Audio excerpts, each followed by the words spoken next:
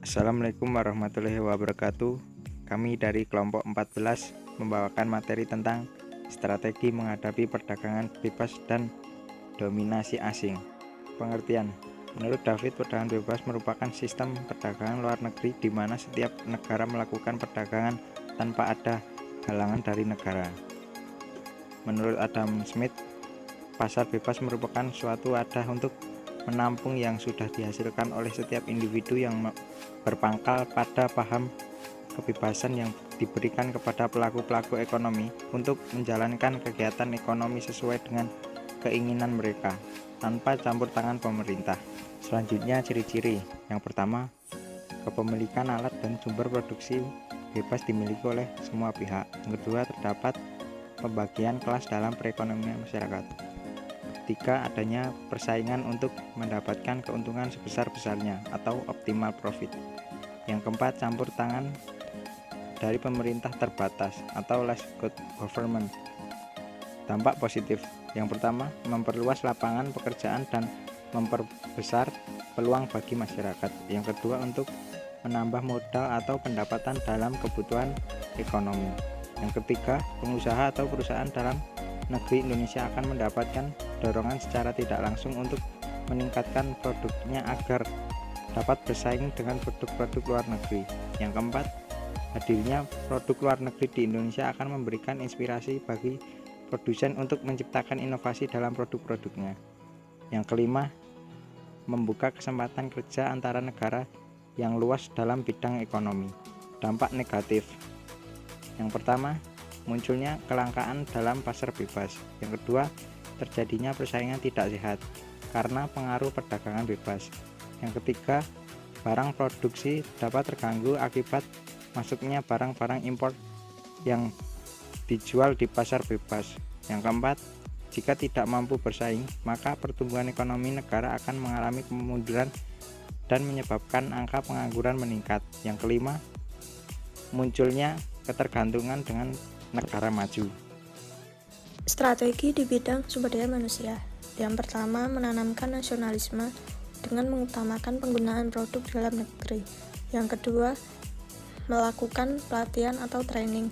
Yang ketiga, meningkatkan kompetensi pemasaran internasional. Selanjutnya ada strategi UMKM dalam menghadapi perdagangan bebas.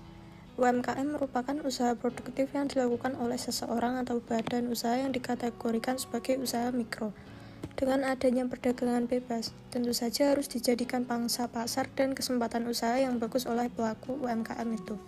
Strategi yang digunakan oleh UMKM untuk menghadapi perdagangan bebas yaitu yang pertama, penguatan dan peningkatan kualitas sumber daya manusia. Yang kedua, meningkatkan sumber daya modal. Yang ketiga, mengembangkan produk. Yang keempat, memperbaiki cara pemasaran produk. Yang kelima, memperbaiki kualitas pelayanan terhadap konsumen. Sinergi antara pemerintah dengan pelaku UMKM harus ditingkatkan agar dalam menghadapi era perdagangan bebas ini dapat berjalan dengan baik, terutama dalam kemudahan akses terhadap perbankan untuk menunjang modal usaha, regulasi yang baik, serta perizinan yang tidak berbelit-belit. Yang selanjutnya ada dominasi asing. Dominasi pihak asing kini semakin meluas dan menyebar pada sektor-sektor strategis perekonomian Indonesia, seperti keuangan, energi dan sumber daya mineral, telekomunikasi, dan perkebunan.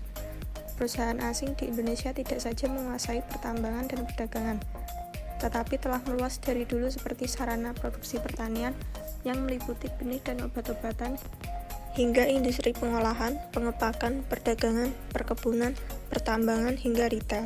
Liberalisasi perdagangan internasional telah memberi peluang kepada asing untuk meningkatkan pasarnya di Indonesia. Kesejahteraan ekonomi dan kedaulatan ekonomi adalah menyangkut ideologi. Demokrasi ekonomi tidak harus berarti anti asing, mengingat dalam era global, hubungan kerjasama merupakan suatu keniscayaan. Hanya saja kerjasama senantiasa dibangun di atas dan berdasar atas ideologi yang jelas dan kukuh. Dengan demikian, investor asing tetap dibutuhkan, namun hanya sebagai pelengkap saja setelah prioritas keberpihakan ditujukan pada upaya membangun kedaulatan ekonomi sesuai asas demokrasi ekonomi.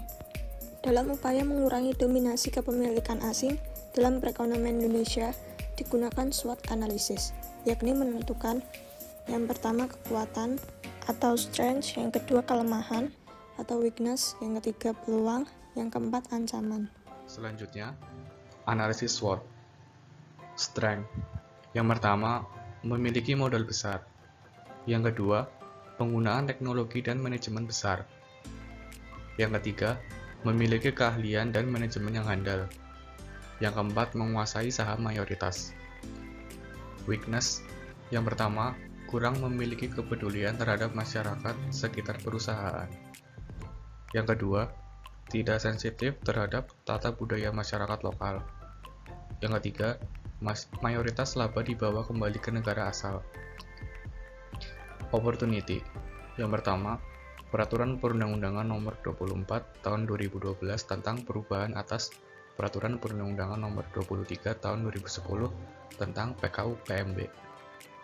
Yang kedua, Peraturan Menteri Perdagangan Nomor 31 Tahun 2008 tentang penyelenggaraan waralaba di Indonesia. Threats. Yang pertama, desakan kuat dari masyarakat untuk melakukan pembatasan kepemilikan asing di Indonesia. Yang kedua, desakan kuat dari masyarakat untuk melakukan pembatasan kepemilikan asing di Indonesia. Strategi pengendalian dominasi asing. Yang pertama, melakukan tinjau ulang seluruh peraturan perundang-undangan yang terkait kepemilikan asing dalam sektor-sektor ekonomi strategis dan melaksanakan secara konsisten untuk menghindari spekulasi dan ketidakpastian. Yang kedua, melaksanakan program CSR dalam rangka pembangunan berkelanjutan dengan prioritas menjaga lingkungan, peduli kepada masyarakat sekitar perusahaan, dan membayar pajak. Yang ketiga, mengusahakan terwujudnya semangat dan praktik Indonesia Incorporated untuk selalu mencapai kemajuan dengan semangat kebangsaan yang kuat dan nasionalisme ekonomi yang bermanfaat bagi bangsa, serta memperhitungkan cadangan sumber daya alam untuk dikelola di kemudian hari. Yang keempat, melakukan kerjasama ekonomi dan investasi asing berdasarkan semangat saling membutuhkan, saling menguntungkan, dan memberdayakan kekuatan dalam negeri. Sekian presentasi dari kelompok kami.